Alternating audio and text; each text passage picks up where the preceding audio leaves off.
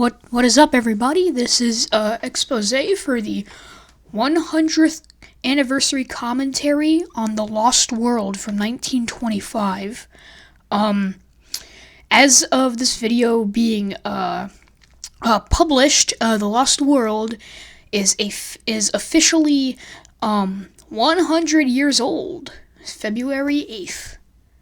Now, ooh, yeah, we got this cool opening right here.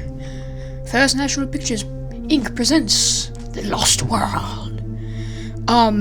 In the description there'll be a link for this, so you can watch it without my annoying commentary. Alright? Ooh, that's Apprentice Artist there. It's breathing. Preceded by the supervision of Earl Hudson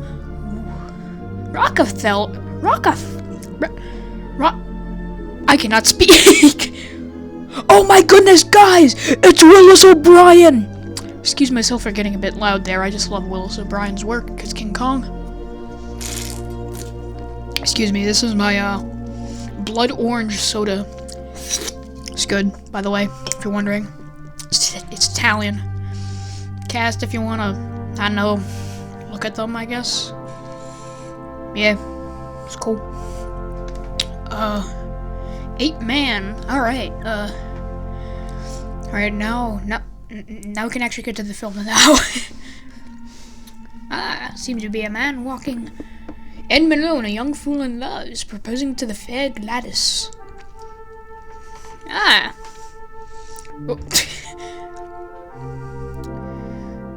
I see. Oh, hanging out with that old cat. Well, upon my word, what do young girls want nowadays?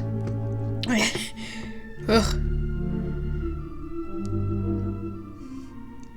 Dude, this kind of... Surely, if you really care, as you say you do.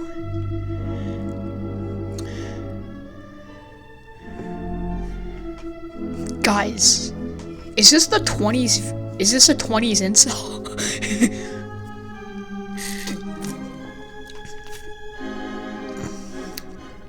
What's a savage man? Oh, London. Oh. Oh, and if you're wondering why this video is only an hour and 16 minutes instead of the hour and 44 minutes of the full film, and y'all are like, hey! Make it the full hour and 44 version, you actual communist. Yeah, if you're wondering why it's not the full one, it's that I don't want my computer to blow up.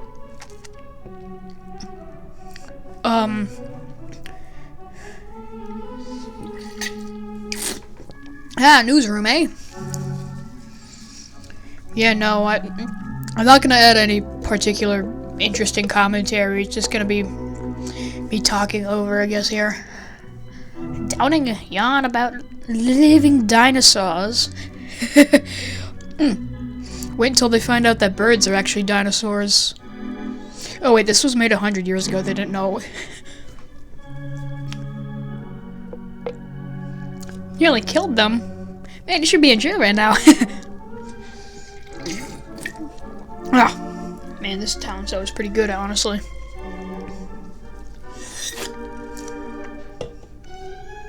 All I need is an opportunity. Opportunity for what? Uh-oh. Your first instinct was to clean your own face before the mess you made. Priorities, am I right? That was not funny at all, I'm sorry.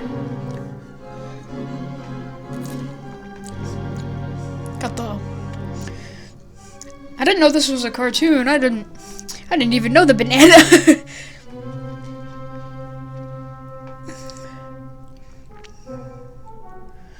It's got a very... That in the middle has got a very British look. I don't know, it just looks very British.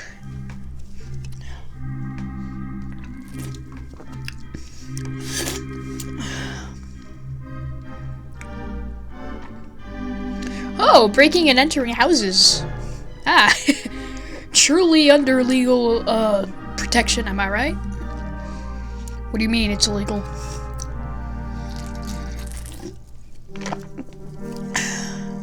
Ooh, who's shot there? That old dead guy. Rest in peace. Oh yeah, John Loxton, I think. Yeah, the actor who played yeah, John Roxton. Thank you, movie.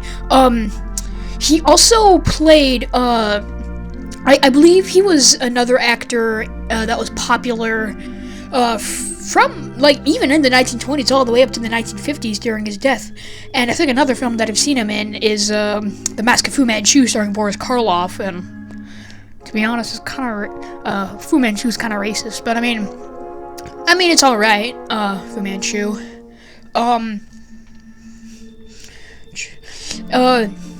Apparently John Roxton's actor died when children were throwing rocks. Like people were like I think children were like chasing him down the street, from what I've heard. At least that's what I remember from the Fu Manchu commentary. I know. 50,000 miles of unexplored waterways. Truly with let's hope they won't pillage local villages, right?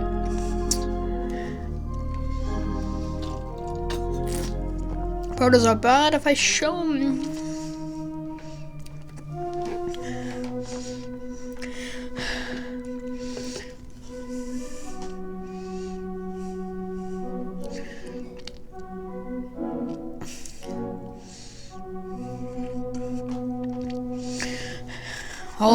All of them going up. Ooh, British? Yeah, British. Ooh, Professor Summerlee. The eminent I'm not saying that. Yeah, I don't know, he seems kind of a buzzkill, if we're gonna be honest. Yeah, this is some absolutely, crazy commentary I'm doing. This is so amazing. Am I right? Oh, there's Professor Challenger.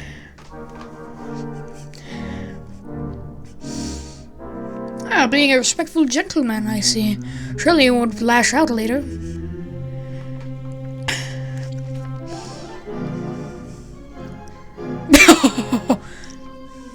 Spineless worms! Whoa! Oh my goodness, whoa. That's an insult. That could get you in jail in Germany.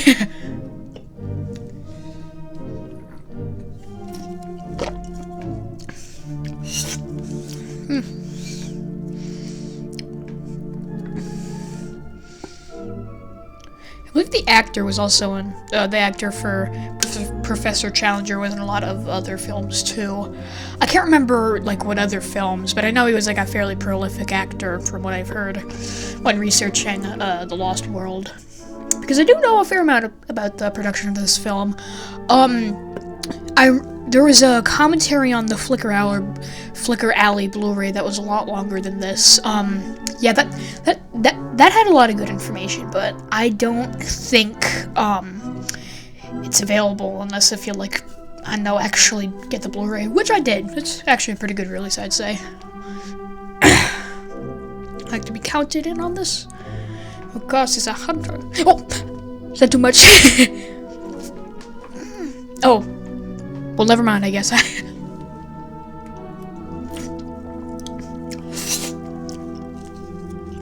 I remember hearing that there was a song that was like some sort of like weird love song that was also made for this film too.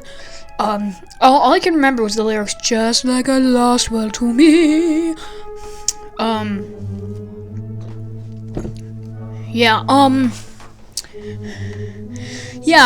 remember it used to be on the Internet Archive, but then when it got through the lawsuits, then they removed it because,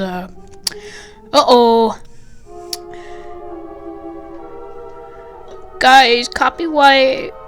I'm a copyright holder.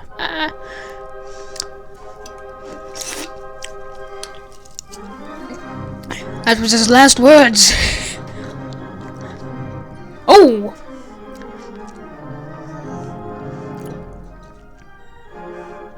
Just gotta... Everybody's just following him, like they didn't just yell at him like a few seconds earlier. I know Challenger's got some murderous intent. I just know it. Soda's almost done.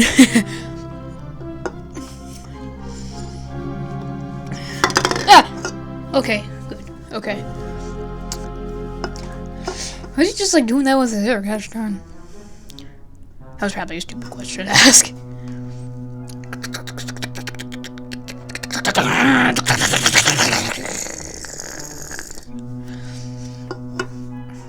He just like follow get in the back of the car. Stalker. Oh my goodness, just like Andrei Tarkovsky.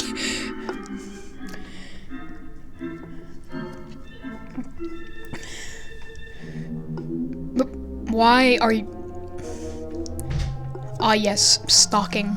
Truly the most gentlemanly of activities. Almost done, last sip.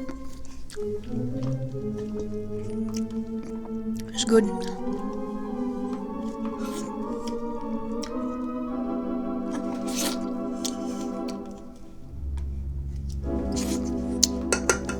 Simp. Oh!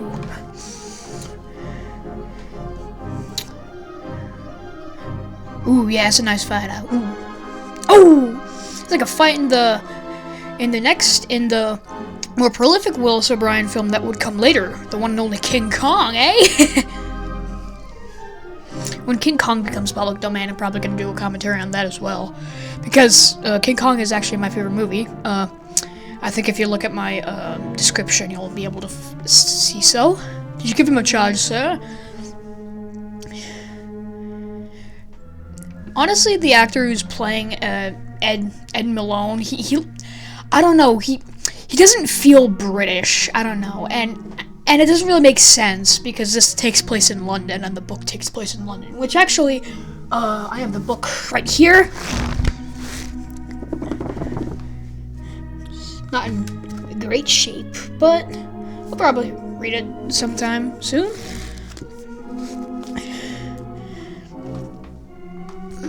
Why didn't you mention that before? Yeah, I just gotta put this back on my bookshelf. Excuse me for my kinda lazy commentary.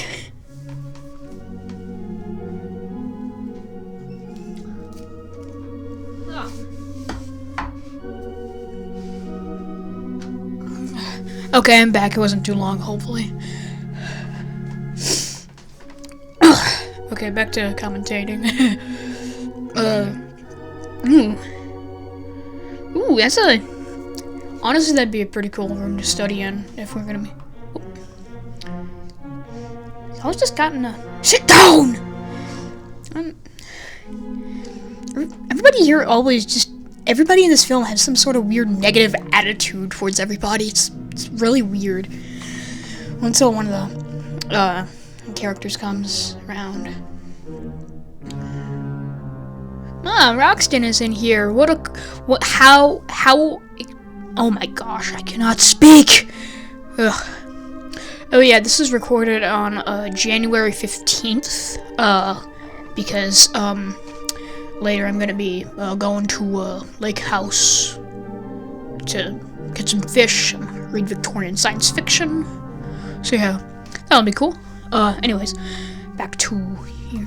Have you shown Malone the diary? A diary? A dork. I know my friends would have said much more egregious joke than that. Ugh.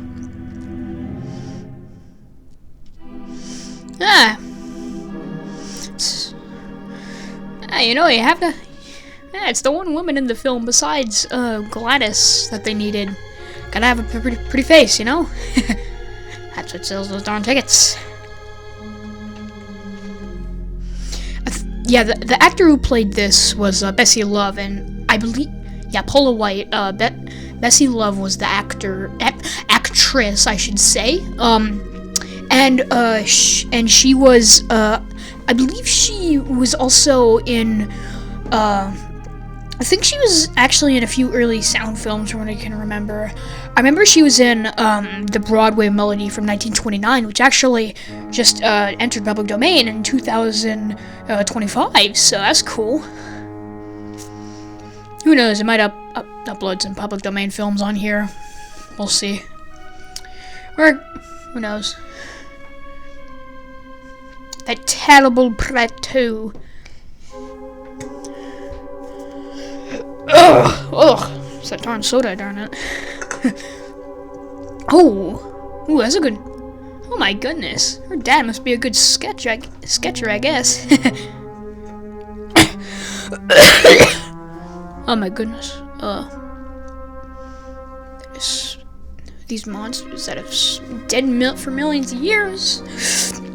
Well, I mean, they couldn't call it the Lost World if that didn't happen. Tremendous in size and ferocity. Cover me back with ghostly. Oh. Surely this won't affect the plot in the future, right? Oh. Sorry, I guess. Ugh.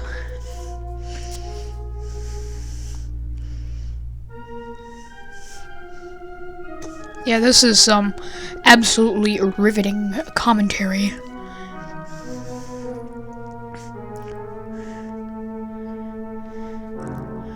Oh. Husband promised to raise funds for our rescue. Why am I giving them that accent?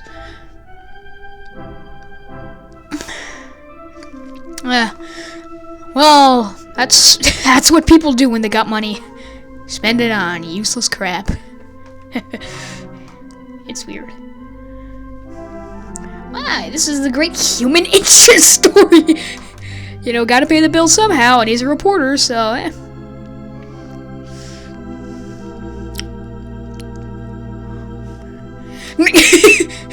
Think about copyright with somebody's potentially lost father. It's kind of messed up, man. And then he just handshakes him, dude. It's kind of scummy.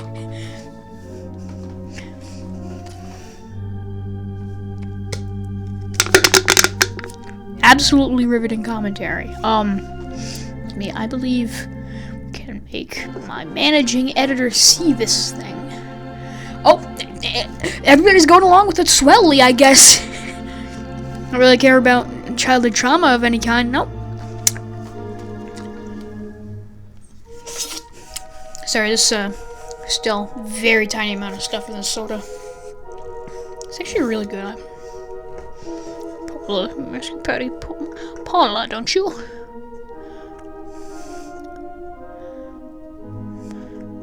Please don't tell me Roxton and her. Darn it! Sorry, guys. I'm bad with names, but let's hope they're not in a romantic relationship. Spoiler alert, they're not in a romantic relationship for the entire movie. I've seen this movie like 5 times, okay? Also, a nice organ. This is, as you saw in the intro, this is the George Eastman house restoration.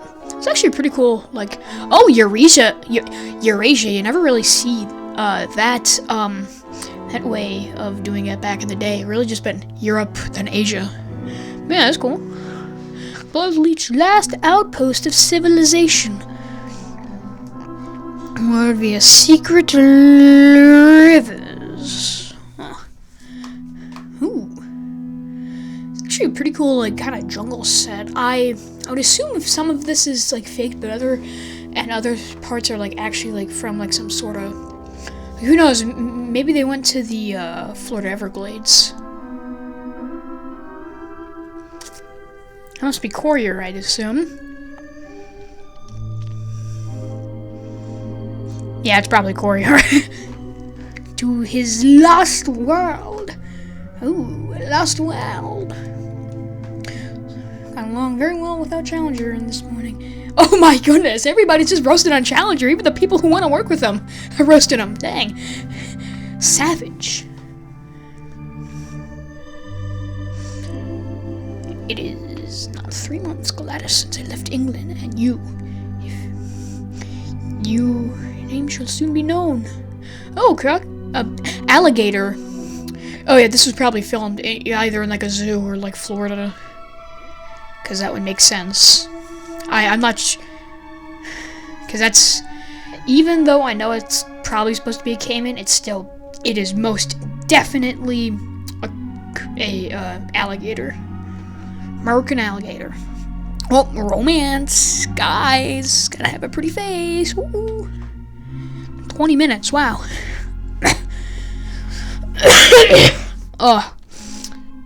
Oh yeah, I remember hearing in the actual professional commentary that the woman we just saw with the ukulele was only really put in that film for like just some sort of, only for like a few minutes, just to like be on like on like posters and such, though apparently in the novel she had a much more larger role. Oh, there's Professor Summerlee and Roxton with the bug. There's a baby right there. What's that supposed to do? Ah! Oh. Eats. Of course, it's the circle of life.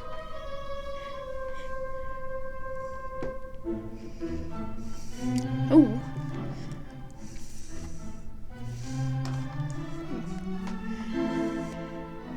Yeah, I do actually really like these sets. They do have a very certain, almost kind of tiki-esque vibe, if you know what I'm going at. The envelope is empty.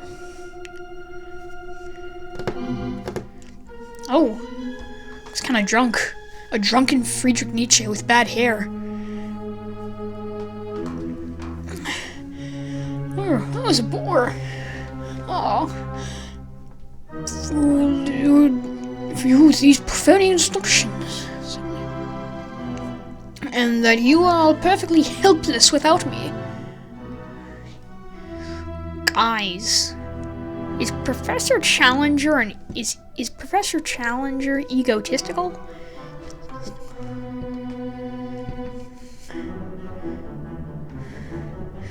Oh, if the mischievous beast is to go with us, I remain behind. Really does hate that monkey, doesn't it? Draco knows which berries and roots in the forest are edible, which ones are poisonous. He will be of far more use than you, my dear sir. Oh my goodness, everybody here is just so savage to each other.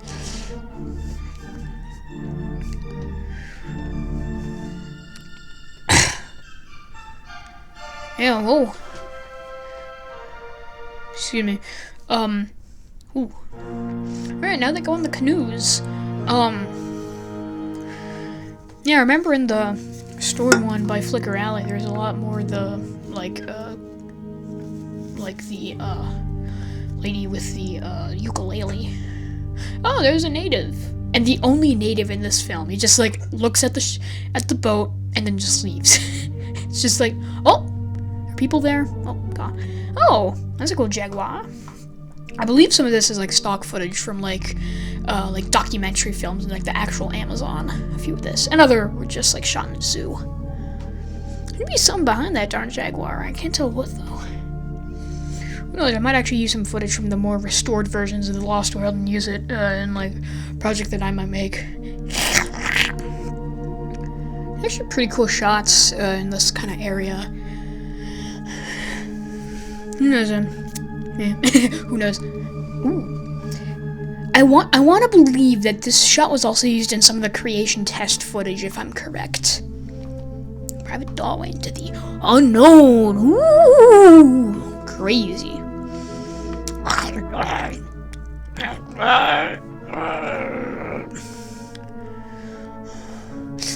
We turn here.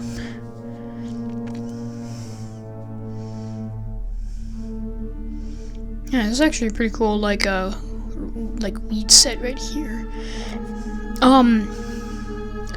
Well, I guess I should probably talk to you because there's nothing real crazy happening. I guess I should talk to y'all about the original director of this, Harry Hoyt, who actually who actually was born in Minnesota, and I think he made a few other like not very influential films. Yeah, this he definitely he's not really well remembered nowadays, but and this is really his biggest contribution to cinema. Ooh, sloth. Nice sloths, they're cool. Yeah,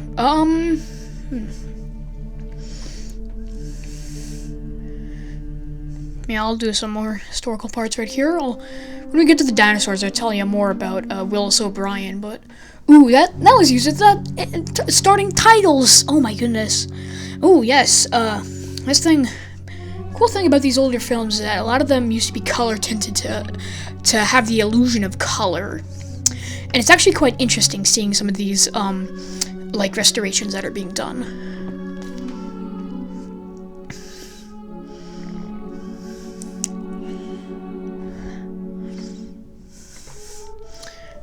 No monsters seem to be here, eh? Well, then why did the poster say there were? Oh, the darn bear's always eating the food supply. Oh my goodness. Whoa. Yo, I don't think he can do this anymore. Because I think these bears, I think that would be considered animal cruelty now. Guys. Great camp followers. Y'all, I think you're trying to kill them for this movie, guys. Y'all, stop. Stop! Oh my goodness, they're like fighting to the death. It's like, the old, like, Slurposaur trope. And plus they're in their food supply, come on! Oh, there's one of those darn ape men. And then just a chimpanzee, who's his buddy. Cool buddy, chimpanzee guy. A fuel on the trees and pinnacles so they're dropped across made a bridge. You can still see the stump of the old tree. Oh yeah. Yeah, probably because yeah, this was in the Amazon before it was devastated by deforestation. Ooh. And drop the other tree over. Ooh.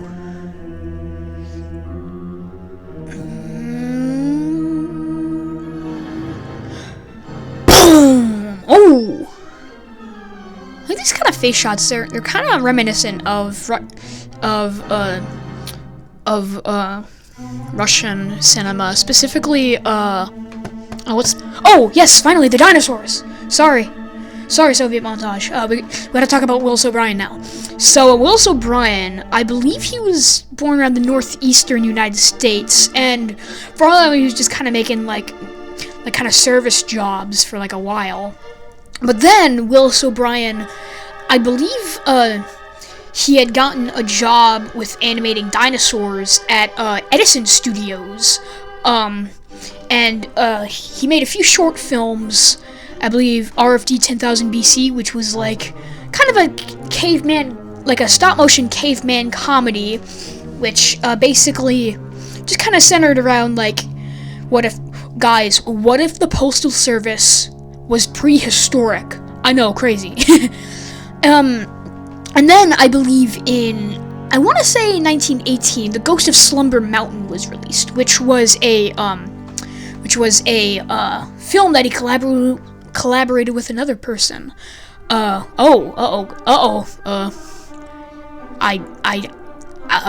a guy. That's the worst part about old movies, blackface. Anyways, back to Willis O'Brien. He had created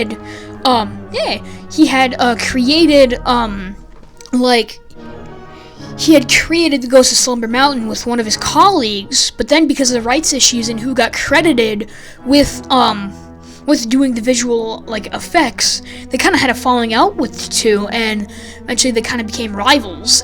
So eventually Willis O'Brien, because he got Well, I think it was actually Willis O'Brien who got his name like uncredited from that film because they didn't really have a good relationship. But then Willis O'Brien, he had moved to Hollywood to follow more filming opportunities, and so eventually he led to First National Pictures, where they wanted some test reels for a film they wanted to create called The Lost World. And so Willis O'Brien had been offered to do the visual effects, and so he obviously said yes, as we can see by this beautiful brontosaur right here. And so then when O'Brien had some of the footage in this film was then shown in reel to like a bunch of exhibitors exhibited by Harry Houdini, and was kind of said to be like real dinosaurs, and the public actually believed it for a while. But then they found out that it was actually an advertising ploy for the new movie coming out in 2 years, The Lost World, 1925. Whoa, it's like 2 years away. Yeah. And so then, The Lost World. So then this film, and so, then they eventually, along with having sculpting help from Marcel Delgado, Willis O'Brien was able to finally do all the scenes of the dinosaurs in the film. And then after The Lost World, oh my goodness, I cannot speak. Willis O'Brien then got a job opportunity at RKO Radio Pictures, and so because it was a larger studio after the invention of sound, there was like, yeah, sure, I'll go there. With the relatively young RKO, O'Brien, along with the colleague who directed this film, Harry Hoyt, they had worked on the test reel for a film that was planned called Creation, which was kind of like The Lost World, but instead with more like an entire kind of family shipwrecked on kind of a lost island, basically. And so they had shown this footage to some of the RKO colleagues, notably Willis O'Brien, not Willis O'Brien, notably Marion C. Cooper, who even though he thought the film's idea was incredibly dumb, he did actually think that the test footage of the Triceratops chasing the man in the Creation test footage was very impressive. And so Marion C. Cooper basically told Willis O'Brien, like, hey, I'm sorry we're not able to do the Creation picture.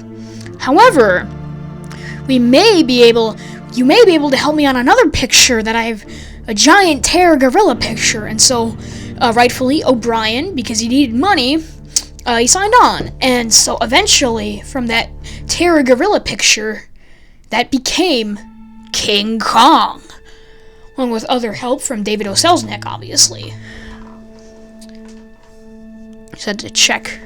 So yeah, there's kind of a story right there. This is it's mainly made because this actually used to be my favorite film for a while, because I used to love silent. Well, I still do love silent films. It's just for a while this used to be my favorite silent film because dinosaurs and whatnot. But then I discovered early sound films, and I realized, oh wait, I actually really enjoy early sound films even more. So yeah. So, yeah, I've been talking a lot a while just because of the history of this film. There's some other interesting tidbits. Along with this, the original trailer survives, and some parts of the trailer actually have footage that hasn't really been used in other restorations of this film, and it's actually quite interesting because there's a shot where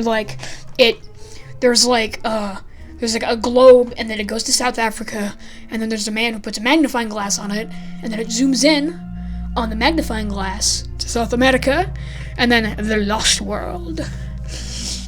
Now, because this wasn't horribly well documented at the time, we don't really know if that was actually used in the film or just or just for the trailer. It would be cool if it was used in the film, but none of the restorations we've seen really use it. I believe the Czech version of this film is also relatively pretty complete with an hour and 30, and then the Flicker Alley, which is an hour and 44.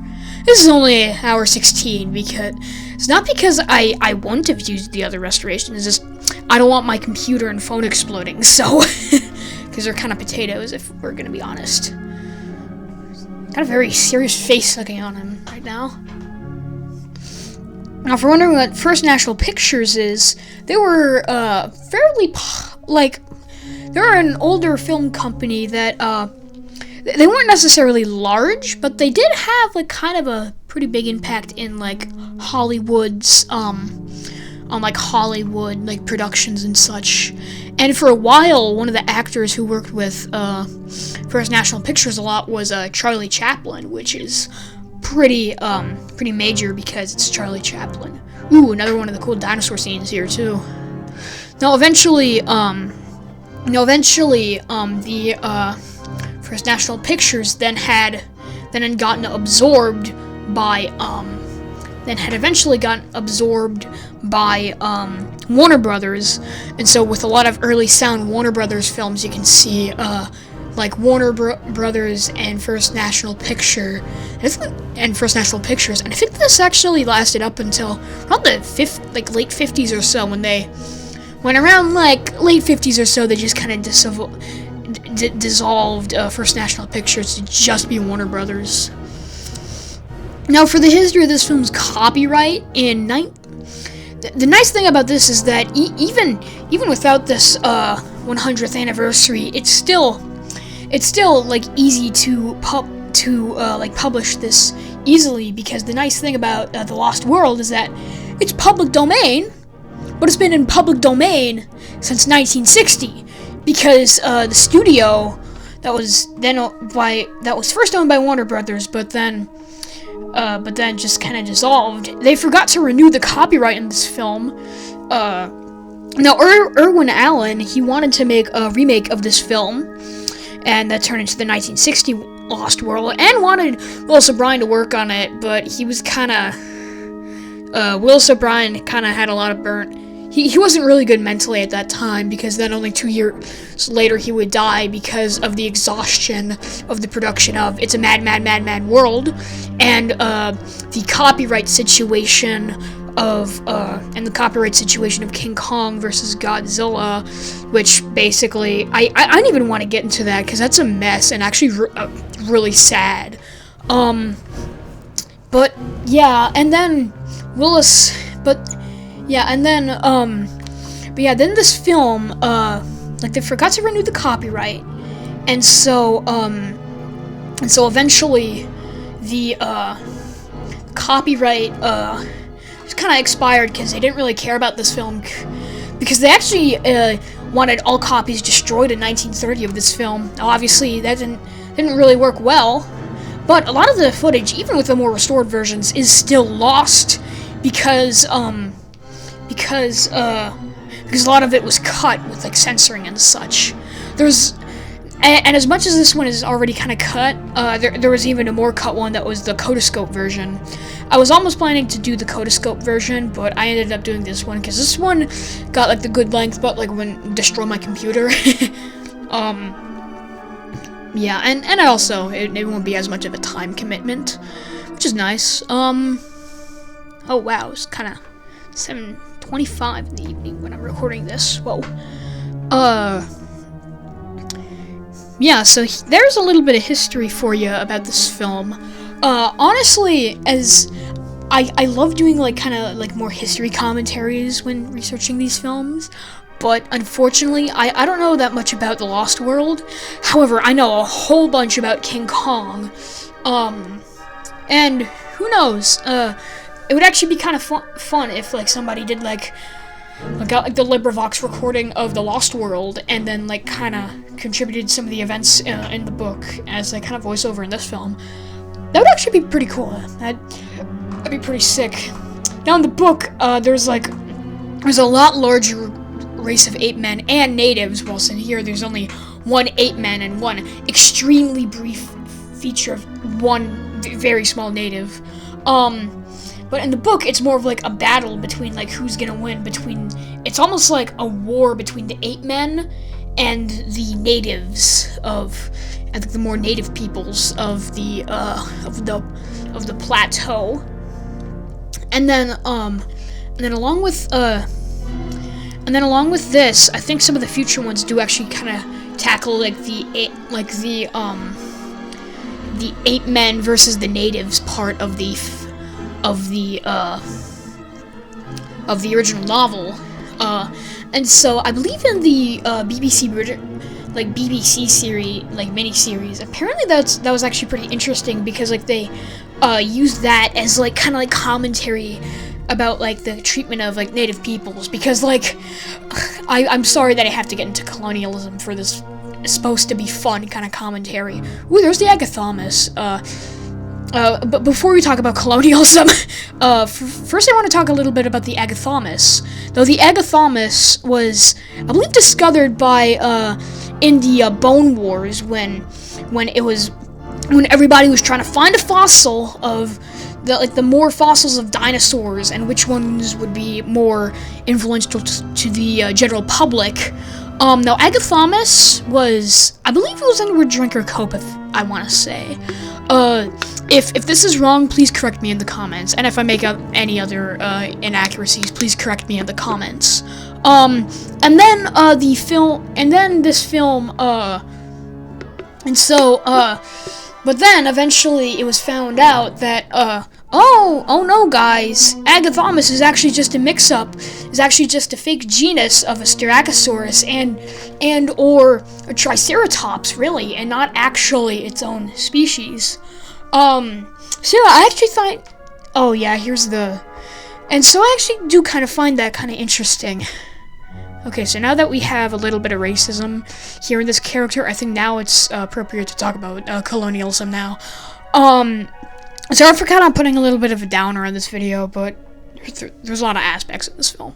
Now, this was originally kind of, with the original book by Sir Arthur Conan Doyle, it was very much predicated on like almost like a colonialist narrative of like white men going to an uncharted island to meet with the natives and the ape men. Now, nowadays, I think most people don't really like this narrative because it's very reminiscent of very colonial repercussions of genocide and racism, and along with this also just the idea that Europeans are superior than any other race of people around the world, which, yeah. And so this film does kind of have a little bit of, as much, it's not as bad as the novel, because the novel actually has natives in it, and this one doesn't really have any natives in it besides that one that we saw earlier, and it's not necessarily negative. He's just kind of living his life.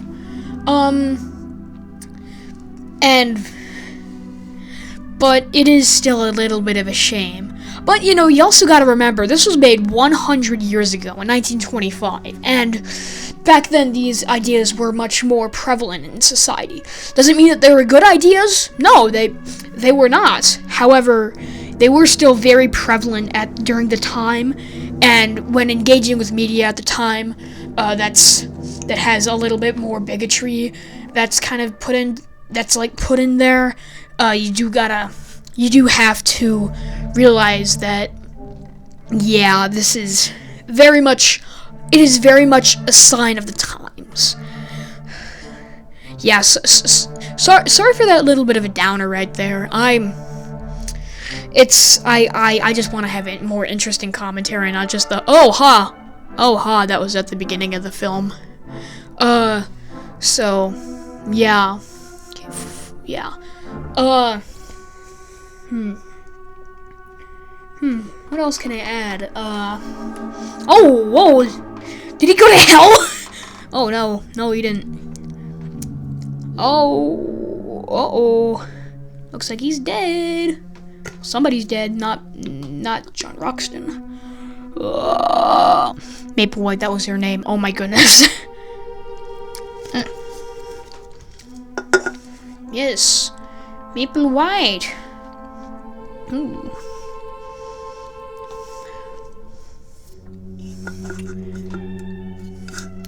Yeah, oh, yep, that's her. It's Bessie Love. I mean, Maple White, not Bessie Love. Ooh, should have brought sunscreen on this expedition. Did sunscreen even exist back in 1925? Somebody try to tell me in the comments. Hurling the rock through the air. Oh, this is kind of reminiscent of The Most Dangerous Game from 1932 when Rainsford builds the Malay death trap. Oh, and speaking of The Most Dangerous Game, there's a little bit of a connection with the two, because The Most Dangerous Game, it was directed by Marion C. Cooper, by Ernest B. Schoedsack and Irving Patchell, and then executively produced by Marion C. Cooper. And Cooper had also directed aforementioned. He had directed King Kong, and who did the visual effects in King Kong? Willis O'Brien, and Willis O'Brien did the visual effects for The Lost World as well. Yeah, I believe this is like the third commentary on YouTube somebody made, or at least that's what I've seen.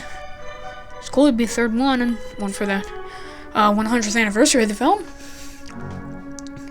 Yeah, this would actually be a really interesting film to watch in a theater, like especially like an older theater that still has the theater organ, because I think that would be pretty interesting with like look at the score. Yeah. Now obviously I don't own a theater. I am not rich enough. Though, who knows? Maybe if somebody gets enough funds, then somebody can make a movie theater. And well, I mean, I know like for some theaters around where I live anyway, you can like request like a screening of a film like The Lost World. Though I think it's a lot of money, so that would have to be like for a really big like special occasion or something, like almost like a wedding or something. Which actually that would be a really cool wedding, like watching like a classic Hollywood film. That would be awesome. Actually, a little bit ago, I had the privilege on Halloween to watch the 1925 Phantom of the Opera starring Lon Chaney, which actually is pretty cool because they're released the same year, and so potentially somebody who watched somebody who liked The Lost World could have also liked Phantom of the Opera as well. But yeah, the Phantom of the Opera, it was cool because they actually had like a cool like live band playing too, and that was actually like pretty sick. Yeah,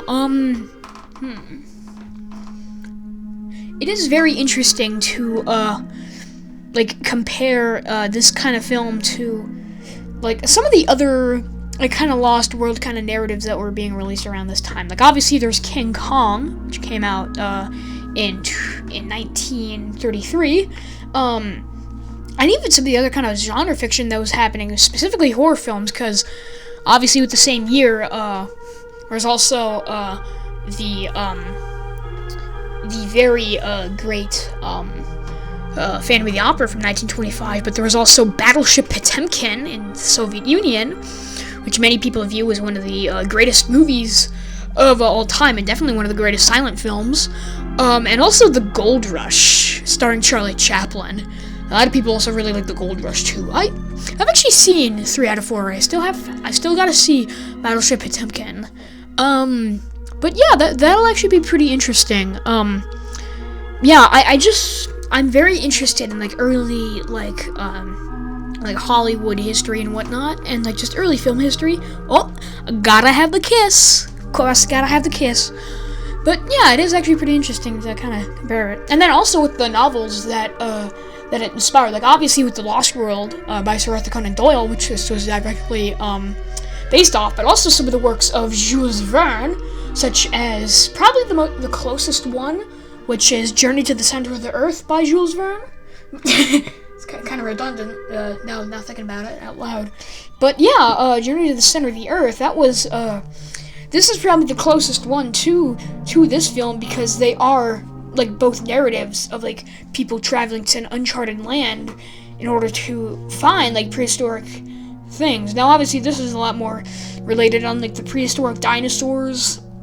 Also, Verne is a lot more predicated on the, on just the entire gimmick of, like, a hollow earth and whatnot, which then inspired, like, the Monsterverse that we saw last year with Godzilla x Kong.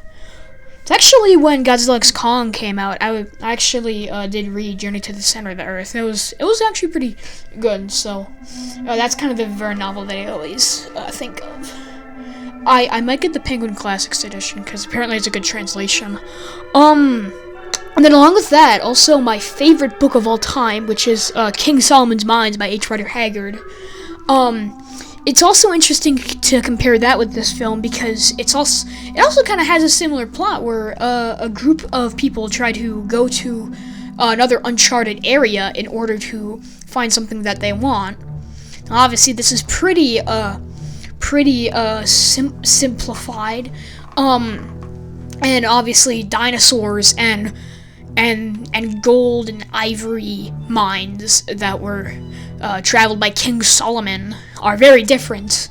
But it is still interesting to compare the two narratives as well, because with King Solomon's mines, there's a lot more of an emphasis on, like, the people that, like, actually, like, live there, because there's, like, actual depictions of, like, native Africans in King Solomon's mines.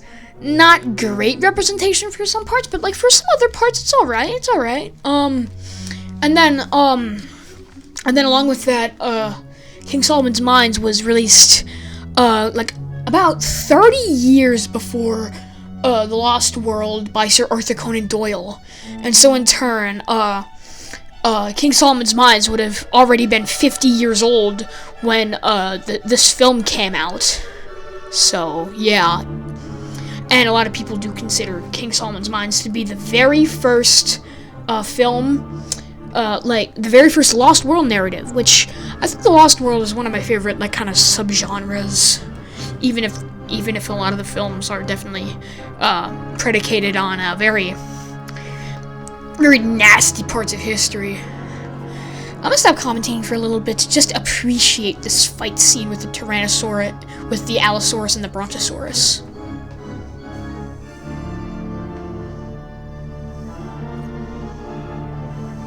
Ooh, that's a nice neck. Ooh, come on, get in there, get in there. Woo!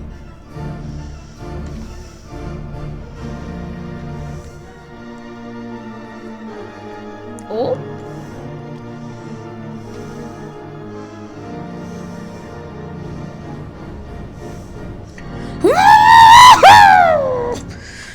That's my impression of RKO Scream back in the day.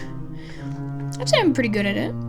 The funny thing about, like, a lot of older representations of Brontosaurus and, like, older dinosaur media is that a lot of times they're almost portrayed as, like, meat eaters. Like, you know, they'll have, like, teeth, like, very, like, semi-sharp teeth, and they're seen, like, chomping down on humans and such. It's actually quite interesting, because then if you also watch King Kong, then it also is very similar, because it is also because there is also a scene where that was quite infamously censored by the Hays Code, in which the Brontosaurus was throwing and tossing around sailors. Now nowadays, those scenes are very well found and well documented, and in all the newest versions of King Kong that you watch on DVD and Blu-ray and streaming, all of them are, like, perfectly restored.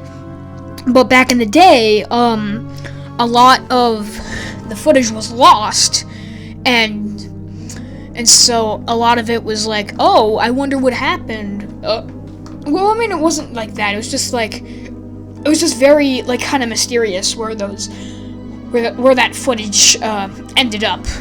It's actually quite interesting learning about like some of these cases. Ooh, and then this is the kind of large first climax, because there's like multiple climaxes in this film of the the volcano exploding in the Lost World and like everybody, and all the dinosaurs are going to havoc and whatnot. Ooh, yeah. Oh my goodness! Even in a disaster, they're still fighting. That's real hatred. That's for sure. Like some of the like burning tar. This is actually a really cool shot. This is made in Los Angeles, and now, but like this is still really good fire footage. Like even this, like it still looks convincing, especially with this live like kind of set of a volcano erupting. It looks surprisingly good. Like, and I think some of this is actual stock footage of forest fires, like kind of the fires going on in LA right now. Like along with that, there's also like a lot of, and then also with the scene like combining the stop motion and the humans, and along with that the smoke and the fire that's happening. It's quite an impressive shot. Like seriously, this is pretty impressive filmmaking, especially for its day. Very sophisticated. And obviously with the quality of this version, it's kind of hard to tell like if this was even like faked or not. Now obviously nowadays we can tell like back in the day this would have been like almost like how we would have viewed like Avengers, like the Avengers Endgame almost, or like Infinity War, with like all these like bombastic like scenes of action and romance, crazy stuff like that. But and so this was like the big blockbuster back in the day, and it's like, and I just think that more people should like watch it, kind of like the older films, because a lot of them are still really good. Like look at that shot. They're like actually burning down the set, and that's like quite impressive. It's kind of dangerous, but like wow, did it pay off? And also just like it just looks like incredible to look at. Like even 100 years later, some parts are still convincing. And then no, obviously if I had a higher quality, you can tell there would have been a matte line, but like there is still like an actual fire going there. And it's just like the amount of dedication that went into making this is quite staggering. Like imagine like being somebody in 1925 seeing this absolutely incredible scene of the burning of the Lost World. Like that would have been insane. That would have been crazy. It would almost be like your eyes are like deceiving you. It would have been like I'm pretty sure like if like the schoolboys and like everybody who watched this, like they would probably be talking about that for like a good month now. Maybe even a few months. This was like this was like a pretty big production. There was a lot of advertising put into this as well. Like if you have if you go onto Wikimedia Commons, there's like a lot of images related to the Lost World from 1925. And then also if you have the Blu-ray of the Lost World from 1925, which I do have, as I've stated before, there are like a lot of like images that were used in like promotional material. And you can tell, like, with the amount of promotion that this film was in, you can tell it was like a very large production. And then you can also see with this, some of these are like a lot of these are like practical. Like all of these are practical. There are no digital shots. These are either like completely practical or like camera illusions with like forced perspective and such. Now, when we get to the main climax with the Brontosaurus in the city, we will be able to see like another big bombastic scene in silent cinema history. This is just, yeah, yeah, I've just been nerding out with like this film for like the past good, I want to say 20, like 30, 40 minutes or so. Yeah. So just been explaining a lot of this right here. And then there's the smoke of the volcano again, but like now it's all kind of subsided now, so it's not like really dangerous now. It's not a dangerous game anymore, Rainsford. Oh, I love throwing in a little Zoroff accent here and there. It's always nice having a nice Zoroff accent. It's officially been an hour now. Ooh. Yes, it's good. It's good. One thing about this is that this will be easy to edit because I started recording this right when this film started to play. Like I pressed play on the film right when this commentary is being done, so it was like really so it was quite easy to so it was very easy just to like, it was just like incredibly easy just to like edit this in post, you know, because I also have this version of the film downloaded from the Internet Archive. Link in the description for the original Internet Archive version, so you don't have to listen to me talking for the entire film. If you want that, obviously. I mean, it can't depend, you know. We'll see how this video does. I'll probably set up like a live premiere. Make sure to do a lot of advertising, and make sure people like watch it. I'll probably be on the chat too.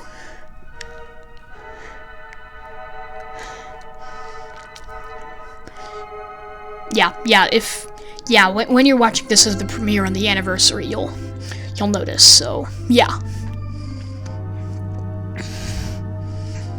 like kind of nice midnight feature, you know. And the old Brontosaurus stuck in the mud there.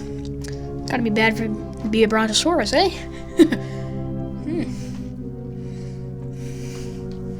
Ugh, I really need to urinate right now, but I can't because I need to finish this film. That was a good soda, though, I will be frank. Slicey Sicily blood orange soda. Yeah, it was good. Yeah. Hey, at least my commentary / reaction to this film actually added something with information about the film and not just absolutely nothing like how some.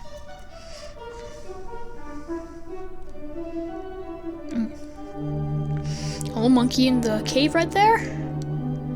Professor Summerlee and Rox and I know General. Oh my goodness! Lord John Roxton. Yes, the chimpanzee right there. Oh, hello, chair. That's my chair. Eh? There's a little bit of stimming that I'm doing right now. Oh, sad old brontosaur. Ugh. Sucks being an old brontosaur, eh? There's that ape man again. There's that ape man. That was actually a pretty cool close-up shot. That was a bad voice crack. Oh, I didn't even notice this, but like the makeup on there is actually pretty impressive, especially for the teeth, because the teeth on the ape man look very they look very like kind of convincing. Like I bet if you got like the teeth of that, like the teeth of this ape man makeup, you might just be able to like use that as like almost like a vampire,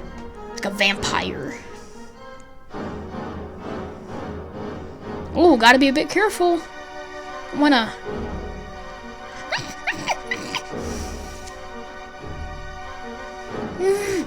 Ooh, swinging down like a grandfather clock, eh? Oh, that was a good shot, eh? Ooh. Yeah, it don't look so alive now. Yeah, wow, I couldn't tell, man. Alright. Oh! More kissing. We gotta have the romance. Romance. I mean, let us swim.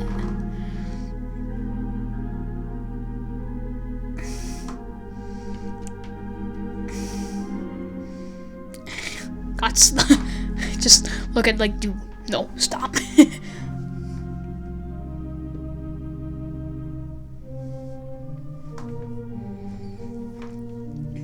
Ed thinks that a great deal of you, Paula. Yeah, Roxanne is kind of the father figure of her now, because her own father died, as we saw earlier. She's probably explaining a lot of stuff with history. Can't steal my happiness from another woman.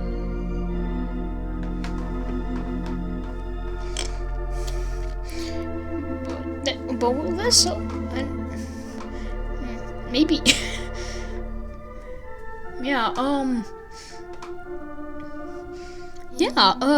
this is very much just like a pretty melodramatic part of the film.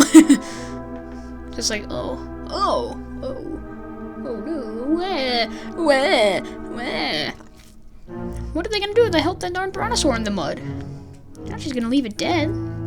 Oh, also, cool thing about the brontosaurs is that there were air bladders in the models of the brontosaurs that Wills O'Brien did stop motion on, and so they would like with each frame they'd like fill it a little bit, so then it would look like the brontosaurus were breathing, and so that creates a lot more realism in this film than if they just were static. Obviously, you probably won't tell. But, like, now with that information, it's like, oh, yeah, now it's, like, looks even better now. Plateau. I love the word plateau. It's a very nice word. It's a nice word. Ah. Stop pointing at me. Oh. Oof. Not too good, eh? Yeah. You can very much tell that, along with this having like some of the social norms, you can also very much tell that this is a older film because this Brontosaurus is very inaccurate. Now, for a while, Brontosaurus was considered to be a fake genus and was actually just a misidentified Apatosaurus. But then we actually found out that, looks like Brontosaurus is an actual genus. So some of these music kind of remind me a little bit of King Kong. Made in London. Black and white whiskey, boarfish, Schweppes ginger ale. Oh, still got Schweppes. Still advertising. All those passengers going to meet Professor Challenger, a great man of science and a bit ill-tempered as much as well. Now we're back in London.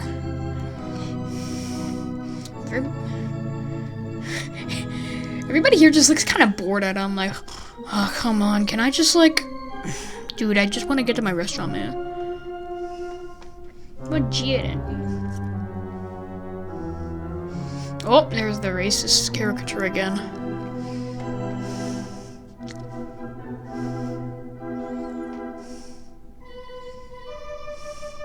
It's kind of, a lot of them look very American, even though this is supposed to take place in Britain, as I stated this earlier. From nose to the tip of the tail. The tip of the tail. Ah. I believe there's some sort of set of dialogue with there. Ooh, this is the part. This is when we can get to talking about visual effects again.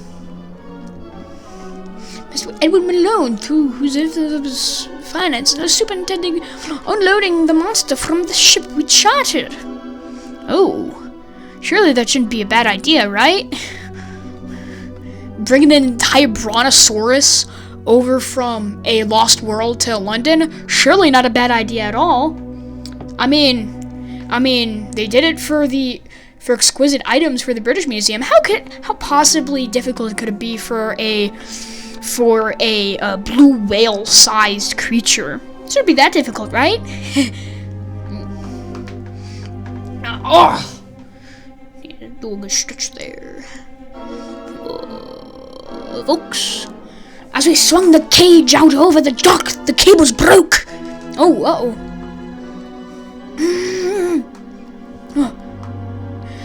The falls smashed the cage, and it got out. It's running wild. The streets are in an uproar. It's a bad idea. Bad idea. It's bad. It's getting bad. Uh-oh. The big climax. 5 minutes left, and it's got the next climax. Oh, look at that. Now, this shot was combined via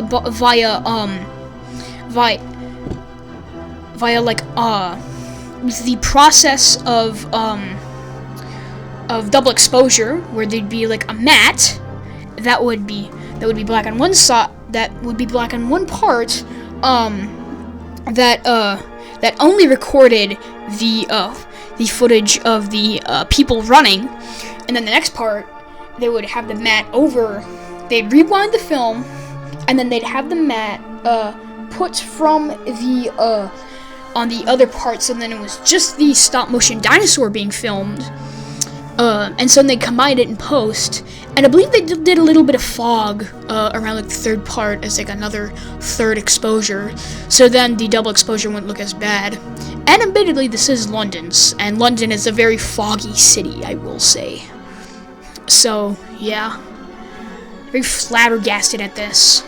And then with this, I believe this is what, there are some other like camera tricks that were used here. That was actually a pretty alright shot. I remember hearing about how they did it, but I'm not sure if I can really describe it in detail all that well. Oh, this is a cool part, cause then I'm not sure if you saw it, but there's a little bit cable that was holding the stop motion, because when Willis O'Brien was originally doing it, he would like have like this kind of like part of the ground that he'd put, so then the model wouldn't like move around when he was moving it. But then he accidentally forgot to take it out, so then you got to see the little metal part right there. So yeah, I think that's like the only time there was like a kind of small mistake like that in this film. In King Kong, it happens kind of twice with that. Though in the recent Blu-ray edition, they kind of removed those parts to make it look better for some reason. Though, probably should have kept it. Just like I know why they. Ooh, yeah. I was mad. It's very like cool. Oh, and then the girl, and then the mother having a baby. That's actually a cool shot, because then that's like light, like supposed to be like life-sized, like foot of the brontosaurus, and then obviously. Obviously, that part of the brontosaurus destroying the building, obviously nowadays it looks a bit antiquated and not the best looking, but like back in the day, like with the like along with like the fire shot of the volcano in the Lost World, this would have been pretty big stuff back in the day, you know. So yeah, and then oh no, guys, oh. How? And then I believe there's another shot where it was like in the open ocean, and then there was like a brontosaurus that was coming out, and just kind of, how do you do, Gladys? You see, I'm back. Yeah. Now obviously it's not in this one, because I believe this one is a little bit of a older restoration. But yeah, we're kind of reaching the end. So it's really just this kind of weird kind of love scene. My husband, Mr. Percy Bunbury. Very British name. Looks kind of like a Marx brother, honestly. Not to be confused with Karl Marx. Or any other Marx, I guess. I don't know. Great stunt.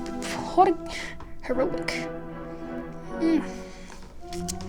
Yeah, am